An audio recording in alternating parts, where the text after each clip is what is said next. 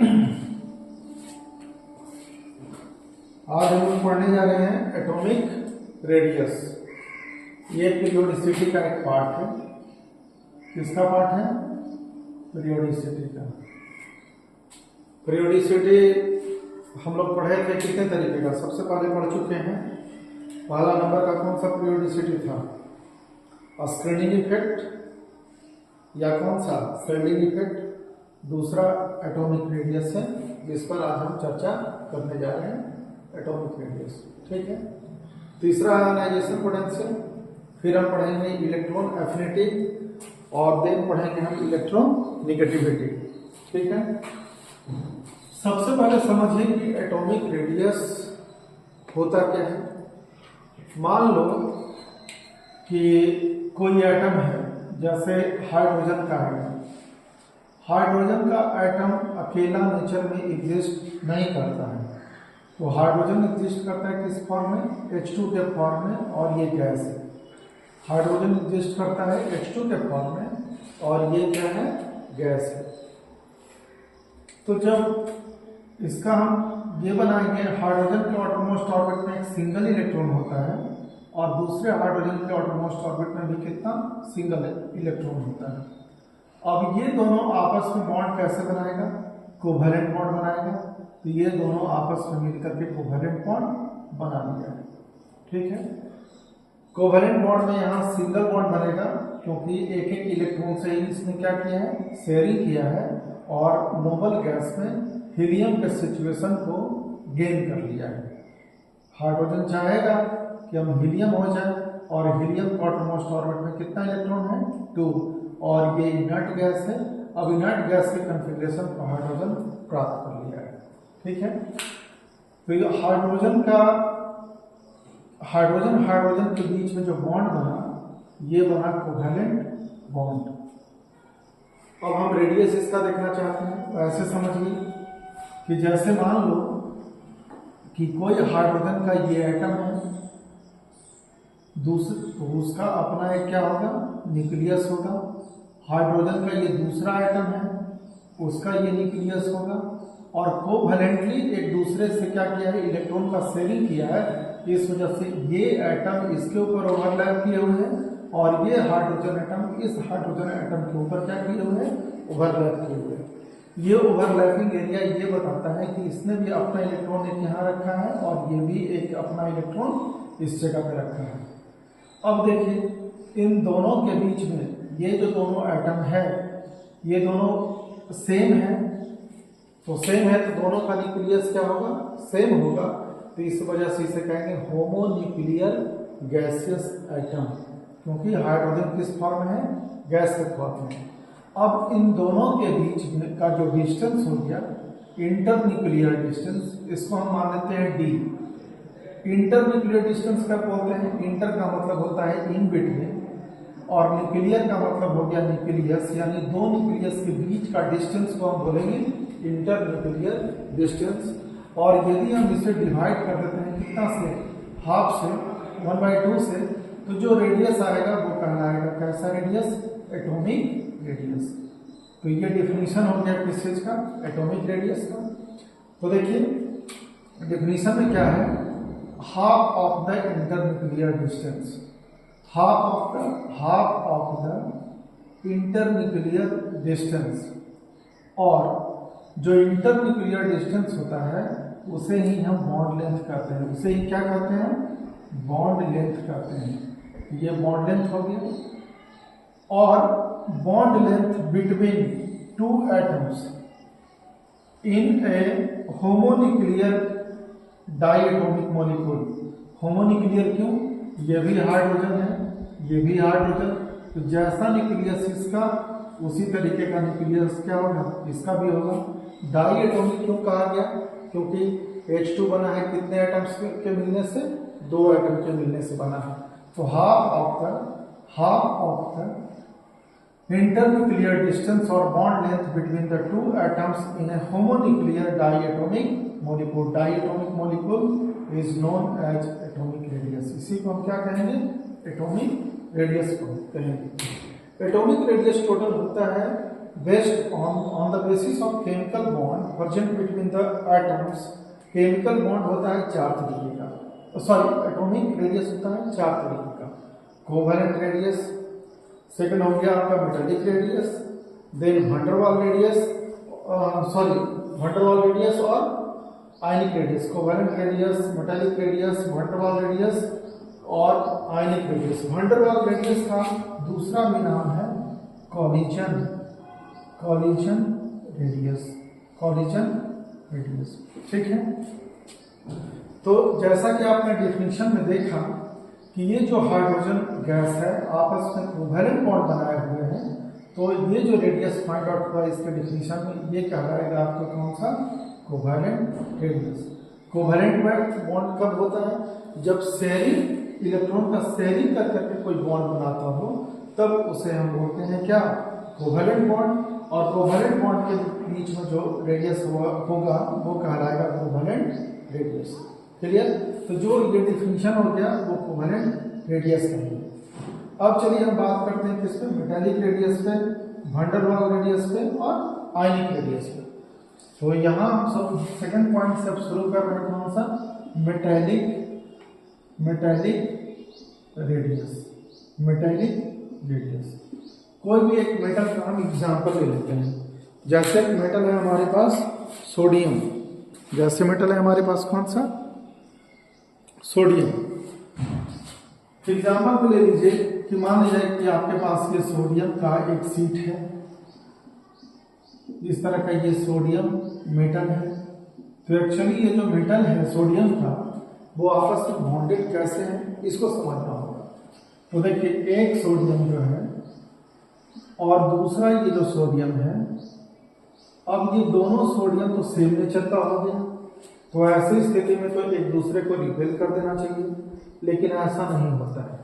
ये जो सोडियम क्या करेगा, अपना एक इलेक्ट्रॉन रिलीज कर देगा और इसके ऊपर आ जाएगा कैसा चार्ज, पॉजिटिव चार्ज। ये भी सोडियम वही काम करेगा कि इसके ऊपर आ जाएगा पॉजिटिव चार्ज और ये इलेक्ट्रॉन दोनों के बीच में जो वॉइड्स यानी खाली जगह जो होता है दोनों एटम्स के बीच में, वहां ले जाकर रख देगा। रखने से क्या होगा कि ये जो इलेक्ट्रॉन है ये दोनों सोडियम केटायन को जोड़ करके रखेगा। यानी अब का सिचुएशन आ गया कि मान लीजिए कि ये सोडियम एटम है और इसका ये न्यूक्लियस है, और ये दूसरा सोडियम एटम है उसका ये न्यूक्लियस है, और ये जो वॉइड्स है इस जगह पे कौन हो गया, इलेक्ट्रॉन हो गया। ये ओवरलैप आपस में नहीं करेगा, इसके बीच कुछ ना कुछ इस तरीके से क्लोजली पैक्ड होगा, लेकिन ये ओवरलैप नहीं करेगा। जैसा कि आप कोवेलेंट बॉन्ड में देख रहे हैं कि बीच में ये ओवरलैपिंग एरिया है। अब इन दोनों के बीच में ये भी आपके पास सोडियम मेटल है और ये भी सोडियम मेटल है, तो दो मेटल्स के बीच में जो बॉन्ड बनेगा ये कहलाएगा मेटेलिक बॉन्ड। और मेटेलिक बॉन्ड का जो इंटरन्यूक्लियर डिस्टेंस होगा इसको हम मान लेते हैं d। तो रेडियस निकालने के लिए क्या करना पड़ेगा, इंटरन्यूक्लियर डिस्टेंस का जो हम हाफ निकालेंगे तो वो रेडियस कहलाएगा आपका मेटेलिक रेडियस। तो यहाँ जो रेडियस हो गया ये हो गया आपका मेटेलिक रेडियस। अब आपसे एग्जाम में पूछा जाएगा क्या कि मेटेलिक रेडियस का साइज बड़ा होता है कि कोवेलेंट रेडियस का साइज बड़ा होता है। तो आप ये अंदाज लगा लीजिए कि इसमें बीच में कहीं कोई ओवरलैपिंग नहीं है, तो इसका इंटरन्यूक्लियर डिस्टेंस ज्यादा है in comparison to the covalent bond बनेगा। ठीक है, तो इस वजह से मेटेलिक रेडियस का जो साइज होता है, मेटेलिक रेडियस का जो साइज होगा वो ग्रेटर देन हो जाएगा किस चीज का, कोवेलेंट रेडियस का। कोवेलेंट रेडियस का मेटेलिक रेडियस का साइज होता है किस चीज का, तो देखिए कोवेलेंट बॉन्ड के बीच में कोवेलेंट रेडियस आप कब कहेंगे, वैसा कोई होमोन्यूक्लियर एटम मॉलिक्यूल हो जिसके बीच में कोवेलेंट बॉन्ड बन रहा हो और उन दोनों के बीच में जो इंटरन्यूक्लियर डिस्टेंस है उसको यदि हम हाफ कर देते हैं तो मिलता है हमें क्या, कोवेलेंट रेडियस। मेटेलिक रेडियस कब मिलेगा, दो मेटल्स के बीच में, दो मेटल के बीच में यदि कोई बॉन्ड बन रहा हो तो ये मेटेलिक बॉन्ड कहलाएगा, और मेटेलिक बॉन्ड के बीच का जो डिस्टेंस होगा उसको हम डिवाइड कर देंगे कितना से, हाफ से, तो जो रेडियस आएगा वो कहलाएगा आपको कौन सा, मेटेलिक रेडियस। मेटेलिक रेडियस में क्योंकि मेटेलिक बॉन्ड के बीच में कोई ओवरलैपिंग नहीं होता इन कंपेरिजन टू द, जैसा कि आप देख रहे हैं कहाँ कोवैलेंट रेडियस पे, तो मेटेलिक रेडियस का साइज बड़ा हो जाता है किससे, कोवैलेंट रेडियस से। ठीक है, अब हम लोग समझेंगे कौन सा, van der Waal radius. Van der Waal radius देखिए कि क्या होता है।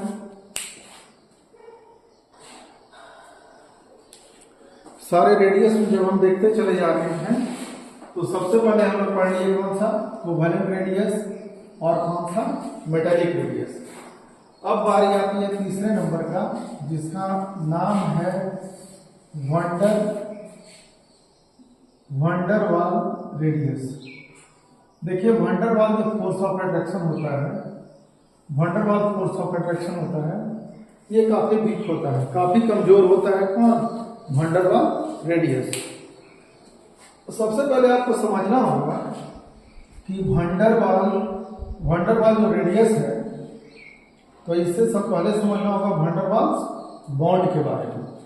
वैन डर वाल बॉन्ड बनने की एक कंडीशन है कि एक कंडीशन हम लिख देते हैं कि ये जब भी रेडियस आप निकालिएगा तो वो स्टेट कैसा होना चाहिए, सॉलिड स्टेट होना चाहिए। ठीक है, जैसे एग्जांपल ले लेते हैं फ्लोरीन। फ्लोरीन तो गैस है, तो गैस में आप रेडियस नहीं निकाल सकते क्योंकि गैसेस मॉलिक्यूल्स एक जगह से दूसरे जगह क्या करता रहेगा, मूव करता रहेगा। तो रेडियस निकालने के लिए उसको पकड़ना पड़ेगा, तो पकड़ने के लिए उसको ले जाना पड़ेगा किस चीज में, सॉलिड स्टेट में। ठीक है, अब मान लो कि ये फ्लोरीन अकेला तो है नहीं, दो फ्लोरीन के साथ है, तो देखो एक फ्लोरीन, मान लिया जाए कि एक फ्लोरीन, सॉरी ये फ्लोरीन है और ये दूसरा फ्लोरीन है, इसका ये न्यूक्लियस और ये इसका ये न्यूक्लियस, ये F2 मॉलिक्यूल हो गया। सॉलिड स्टेट में कौन सा हो गया, F2 मॉलिक्यूल। अभी जो इन दोनों के बीच में जो बॉन्ड बना हुआ है ये कोवैलेंट बॉन्ड है। कोवैलेंट बॉन्ड के बारे में आप डिटेल में कहाँ पढ़ लीजिएगा, केमिकल बॉन्डिंग नाम के चैप्टर में। अब इन दोनों के बीच में कोवैलेंट बॉन्ड है और इसके इंटरन्यूक्लियर डिस्टेंस को यदि हम हाफ करेंगे तो वो वैल्यू आ जाएगा कौन सा, कोवैलेंट रेडियस। कैसा रेडियस, अभी यहाँ कोवैलेंट रेडियस है। अब मान लो कि यहाँ कोई ये दूसरा सेम तरीके का फ्लोरीन का मॉलिक्यूल से F2, ये भी कोवैलेंट बॉन्ड आपस में बना रहा है। कैसा बॉन्ड, कोवैलेंट बॉन्ड। ये दूसरा F2 मॉलिक्यूल है और ये अलग और ये अलग। ये है सॉलिड स्टेट। पहले से तो ये गैस है और इसको हम इसके टेम्परेचर को घटाते गए हैं, प्रेशर को बढ़ाते गए हैं, तो ये कन्वर्ट कर गया किस चीज में, सॉलिड स्टेट में। तो देखिए ये पास आएगा लेकिन हद से ज्यादा ये पास आने से रहा, ज्यादा और करीब नहीं आएगा। इन दोनों के बीच में कुछ न कुछ डिस्टेंस रह ही जाएगा। ठीक है, अब मान लो कि इस फ्लोरीन मॉलिक्यूल का ये जो एटम है, इसने क्या किया, सिचुएशन क्रिएट कर रहे हैं, इसने क्या किया कि अपने न्यूक्लियस को इस तरफ शिफ्ट किया है, इसके तरफ, और अपने इलेक्ट्रॉन को थोड़ा सा शिफ्ट कर दिया किधर, उस डायरेक्शन में, इसके डायरेक्शन में। ठीक है, इसने भी अपने न्यूक्लियस को शिफ्ट कर लिया इधर और अपने इलेक्ट्रॉन को ये शिफ्ट कर दिया कहाँ, इस डायरेक्शन में। ये होता है क्या, जब इलेक्ट्रॉन रिवॉल्व करते रहता है तो ये किसी क्षण होता है, हमेशा नहीं होता है। ये सिचुएशन क्रिएट हो जाएगा। तो मान लो कि यहाँ आ गया कौन सा चार्ज, इस पर हल्का सा आ जाएगा निगेटिव, क्योंकि इलेक्ट्रॉन इधर ज्यादा, इलेक्ट्रॉन प्लॉट ज्यादा है, इधर इलेक्ट्रॉन प्लॉट कम है, तो इस पर आ जाएगा हल्का सा कैसा चार्ज, पॉजिटिव चार्ज। इसको रिप्रेजेंट करते हैं डेल्टा से, माइनस डेल्टा और प्लस डेल्टा से।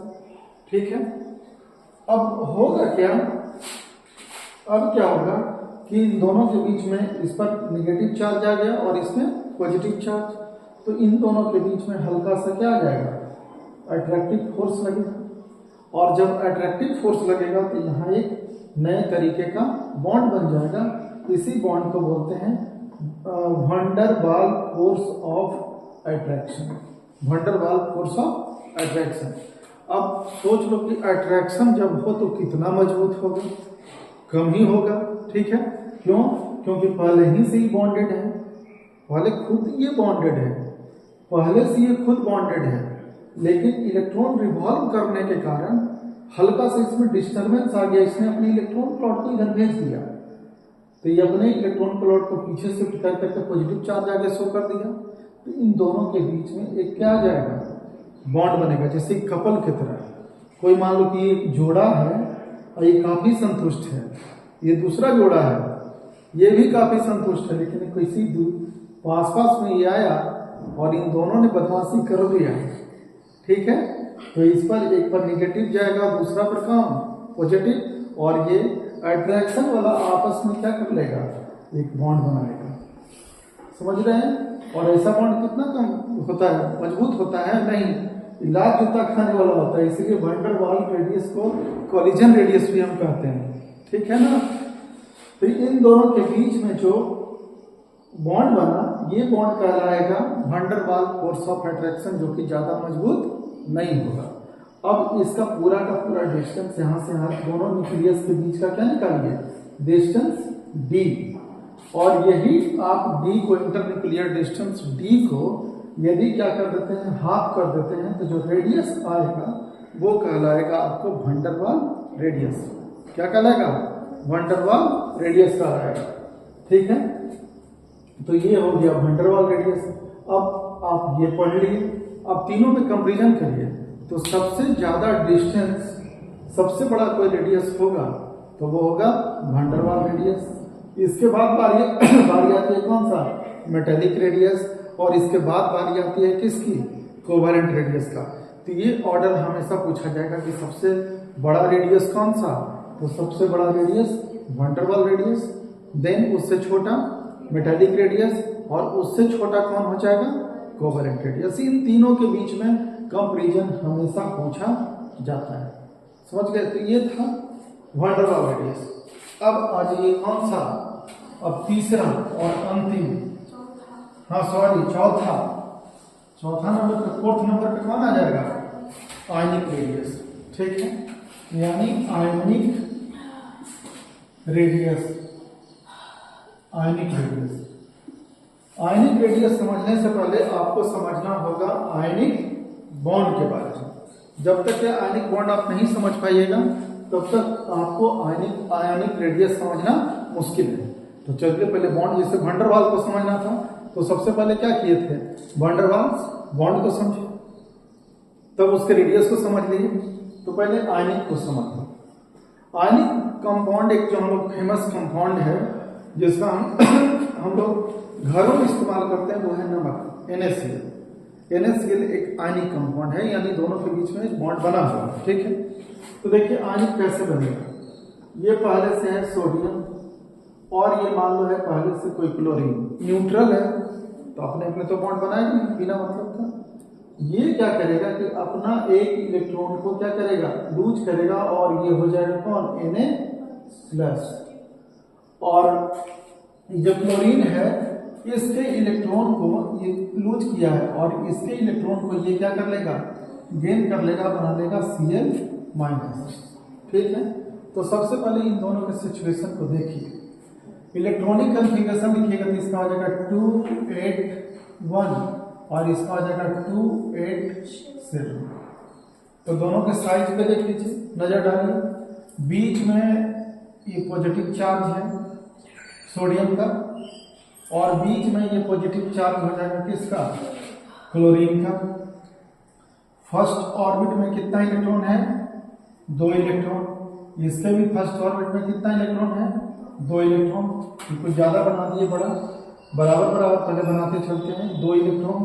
ठीक है, फिर सेकंड में कितना है, 8 इलेक्ट्रॉन। तो 1 2 3 4 5 6 7 8। इसका भी कितना है, 1 2 3 4 5 6 7 8। समझ गए? अब देखिए ये लास्ट में इसका कितना इलेक्ट्रॉन है, 1 इलेक्ट्रॉन है, और इस इलेक्ट्रॉन को इसका न्यूक्लियस क्या कर रहा है, खींच रहा है। समझ गए? और इसके लास्ट में कितना इलेक्ट्रॉन है, 7 1 2 3 4 5 6 7। समझ गए ना? तो देखो कंपेरिजन करो, 2 ऑर्बिट तक तो सेम सेम चला। तीसरा पे समझो ऐसे, इसका जो न्यूक्लियस है एक ही इलेक्ट्रॉन को खींच रहा है, तो एक ही इलेक्ट्रॉन को खींचेगा तो ज्यादा खींच लेगा। और इसका जो न्यूक्लियस है वो कितने इलेक्ट्रॉन को खींच रहा है? 7 को। तो कितना सबका पावर क्या हो जाएगा? बढ़ जाएगा। तो ये थोड़ा सा दूर दूर रह जाएगा। इस वजह से क्लोरीन का साइज क्या हो जाएगा? क्लोरीन का साइज रहेगा बड़ा और ये सोडियम का साइज रहेगा क्या? छोटा। ठीक है। इसके बाद का सिचुएशन देखिए कि क्या हुआ। इसने अपने इलेक्ट्रॉन को लूज किया और लूज करके अपना इलेक्ट्रॉन दे रहा है किसको? तो इसके मोस्ट ऑर्बिट में चला गया। अब इसके ऊपर आ गया कैसा चार्ज? नेगेटिव इलेक्ट्रॉन ले लिया। इसने इलेक्ट्रॉन दिया तो कैसा चार्ज? और एक ऑर्बिट और क्या हो गया? गायब हो गया। तो सोडियम का साइज क्या हो जाएगा? छोटा। पहले सोडियम का इसका साइज बड़ा है और इसका साइज क्या हो गया? छोटा। साइज यदि देखिए, साइज पे नजर डालिए तो साइज आपको सोडियम का बड़ा होगा और एटाइन का छोटा हो जाएगा। ठीक है। और इस पे नजर डालो तो क्लोरीन का साइज छोटा हो जाएगा, Cl-7 का क्या हो जाएगा? बड़ा हो जाएगा। क्यों? इलेक्ट्रॉन, ये इसने इलेक्ट्रॉन को क्या कर लिया? गेन किया। इफेक्टिव न्यूक्लियर चार्ज घटा, साइज थोड़ा सा क्या हो जाएगा? बड़ा। क्लियर है?